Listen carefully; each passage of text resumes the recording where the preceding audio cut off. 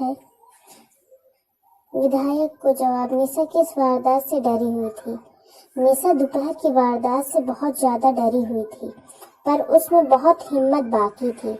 वह उदास सी कच्चे मकान की तीसरी मंजिल पर पलंग पर लेटी हुई थी। उसे हल्का बुखार था, माथा दर्द से फटा जा रहा था।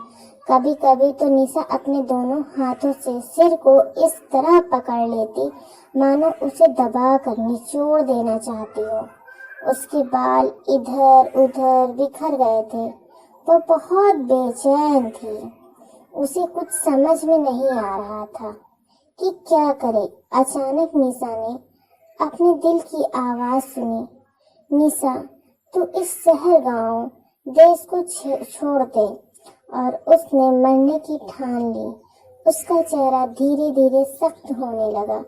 अचानक वह उठकर बैठ गई, मगर जैसे ही उसने उठना चाहा, बगल वाले टूटे पलंग पर लेटे पिता पर उसकी नजर पड़ गई।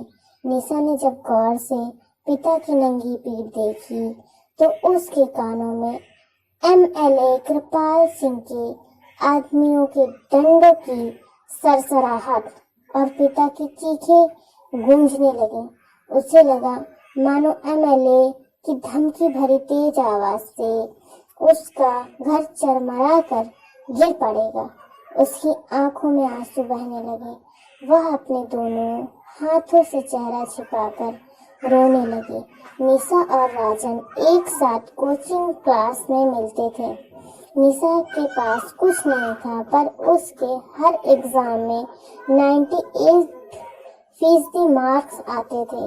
राजन ने दोस्ती का हाथ बढ़ाया। राजन पहले मौज मस्ती वाला लड़का था, पर निशा के पढ़ाने पर कोचिंग के मैथ टेस्ट में अब वह भी 90% मार्क्स लाने लगा था। मार्क्स ही नहीं मिले, दिल भी मिले और बदन भी। अब दोनों को अलग करना मुश्किल था। अचानक निशा के दिल ने फिर आवाज दी, धीरज रखो निशा, सब ठीक हो जाएगा। अब तुम भाग जाओगी तो पिता का क्या होगा? उस राजन का क्या होगा जो तुम्हारे प्यार में अपना सब कुछ छोड़ने को तैयार है? तुम्हारे प्यार को वह अपनी मंजिल मानता है, और जब तुम ही नहीं रहोगी तो वह कहाँ जाएगा? तब शायद वह भी मर जाएगा। राजन की बातें निशा के कानों में गूंजने लगी। नहीं निशा, तुम्हें कुछ नहीं होगा, मुझ पर यकीन करो। मैं इस ऊंच नीच की दीवार को तोड़कर एक दिन इस सारी बस्ती की, सारे शहर के सामने तेरी मांग में सिंदूर भरूंगा। मरने की बात मत करो। अगर तुम्हें कुछ हो गया तो मैं खुद को आग लगा दूंगा। निशा बड़बड़ाने लगी। मुझे कुछ नहीं होगा राजन, मैं तुम्हारे साथ हूँ। मैं भी लड़ूंगी, समाज से भी, पुलिस से भी मैं भी लड़ूंगी। अचानक निशा ने देखा कि उसके पिता उसकी तरफ आ रहे हैं। वह आंखें बंद करके सोने का नाटक करने लगी, मगर पिता तो पिता होता है। वे बेटे की हर हरकत को भांप चुके थे। वे उस टूटे के पलंग पर बैठ गए। उसके गालों पर आंसू देखकर पहले तो सहमे, फिर प्यार से उसके सिर पर हाथ फेरते हुए बोले, तेरा बाप हूँ, तेरी हालत को मैं जानता हूँ, मगर मैं ऐसा बाप हूँ जो तेरी इच्छा को जानते हुए भी तेरे लिए कुछ नहीं कर पा रहा हूँ। मैं बेसहारा हूँ। बेटी, मेढक अगर चांद के पास जाना चाहे तो वह फुदक फुदक कर जान दे देगा, फिर भी वह चांद तक नहीं पहुँच पाएगा। हम उसी मेढक की तरह हैं। बेटी, भूल जा राजन को। मैं मानता हूँ कि प्यार करना कोई जुर्म नहीं, मगर तुम्हारा सबसे बड़ा जुर्म यह है कि तुम मेरी बेटी हो, एक हरिजन की बेटी हो। राजन इस इलाके के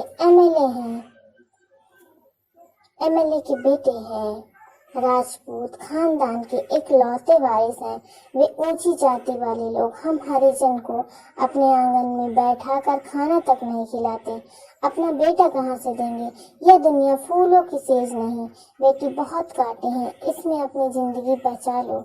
भूल जाओ राजन को, पोंछ लो आंसू। पत्थर आंसू से कभी नहीं पिघला करते, पत्थरों से सिर टकराने से अपना ही सिर फूटता है बेटी।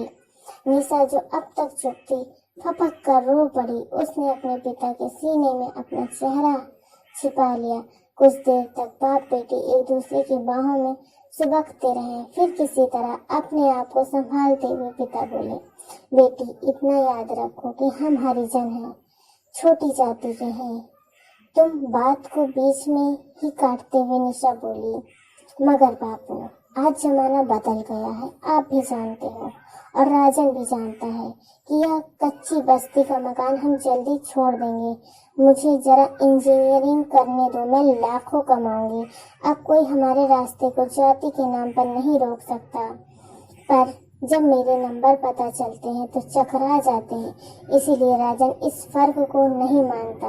मैं जानता हूँ बेटी, राजन का दिल साफ है, मगर जात पात और ऊंच नीच की दीवारों को तोड़ना आसान नहीं है। विधायक कृपाल सिंह और वह भी सत्ताकत पार्टी का किसी भी शर्त पर एक हरिजन की बेटी को अपनी बहू बनाना कबूल नहीं करेगा। यह बात दूसरी है कि वोट मांगने वह घरों में घुसता हो, पर बहू मांगने इस मकान में कभी नहीं आएगा। कुछ देर बाद पिता उठे और अपने पलंग पर जाकर लेट गए। निशा चुपचाप बुद्ध बनी वहीं बैठी रही। उसे कुछ सूझ नहीं आ रहा था। एक तरफ राजन का प्यार तो वहीं दूसरी तरफ जात पात की दीवार थी। आखिर वह क्या करे। धीरे से निशा भी लेट गई और राजन के बारे में सोचने लगी। राजन तो दिल का राजा था। आज के जमाने में ऊंच नीच और जात पात को न मानने वाला वह नौजवान सचमुच दिल का बादशाह था। यही वजह थी कि एक हरिजन की बेटी को वह अपना दिल दे बैठा था। उसे उसके कुछ दोस्तों ने कहा था कि नंबरों पे मत जा, औकात देख। निशा को एक दिन की बात याद आ गई जब राजन उसे अपनी मोटरसाइकिल पर बैठाकर शहर से काफी दूर निकल गया था। मोटरसाइकिल पर पीछे बैठी निशा ने राजन को कसकर पकड़ा हुआ था कि कहीं वह गिर न जाए। कभी कभी राजन जब अचानक ब्रेक लगा देता तो निशा पूरी तरह उस पर झुक जाती। तब शर्माते हुए वह सिर्फ इतना ही कह पाती, ठीक से चलाओ ना। जब दोनों काफी दूर निकल आए तो निशा ने नहीं रह गया और पूछ बैठी कि वे कहाँ जा रहे हैं, मगर राजन मुस्कुराकर बार बार अनसुनी कर देता। आखिर निशा अचानक जोर से बोली, गाड़ी रोकी। राजन मोटरसाइकिल रोककर निशा की तरफ मुड़ा और मुस्कुराते हुए बोला कि वह एक रिजॉर्ट में पूरा दिन बिताने ले जा रहा है। पहले तो वह मना करती रही, मगर राजन की बात को ठुकरा नहीं पाई थी। वह निशा को पहली बार इतने शानदार रिजॉर्ट में लेकर आया था। निशा ने झक कर खाया। दोनों ने बाद में एक कमरे में पूरा दिन बिताया। राजन निशा की गोद में सिर रखकर लेट गया। तब निशा प्यार से उसके माथे पर हाथ फेरते हुए बोली थी, थक गए क्या राजन? राजन भी निशा की आंखों में झांकते हुए प्यार से बोला, नहीं निशा, इस समय मुझे ऐसा लग रहा है जैसे मुझे दुनिया भर की खुशियां मिल गईं। निशा कुछ नहीं बोली तो राजन ने कहा, चुप क्यों हो, डरती हो क्यों? हिचकिचाते हुए निशा ने कहा, आप विधायक के बेटे, ऊंची जाति के, और तुम एक हरिजन की बेटी, यही कहना चाहती हो ना तुम? राजन थोड़े गुस्से से बोला था। निशा खामोश ही रही। फिर बड़े प्यार से राजन ने अपने दोनों हाथों से उसका चेहरा सामने करते हुए कहा, मैं तुमसे कितनी बार कह चुका हूँ कि इस तरह की बातें मत किया करो। मैं जो कुछ भी हूँ सिर्फ तुम्हारा हूँ और तुम मेरी होने वाली पत्नी हो। मैं तो इतना ही जानता हूँ कि अगर तुम नहीं तो मैं भी नहीं। निशा अपने बीते हुए दिनों में खोई हुई थी। अचानक पीछे की छोटी सी खिड़की से कोई कूदा। वह डर गई। घबराते हुए पलंग से उठने लगी। फिर जैसे ही बोलने के लिए उसने मुंह खोलना चाहा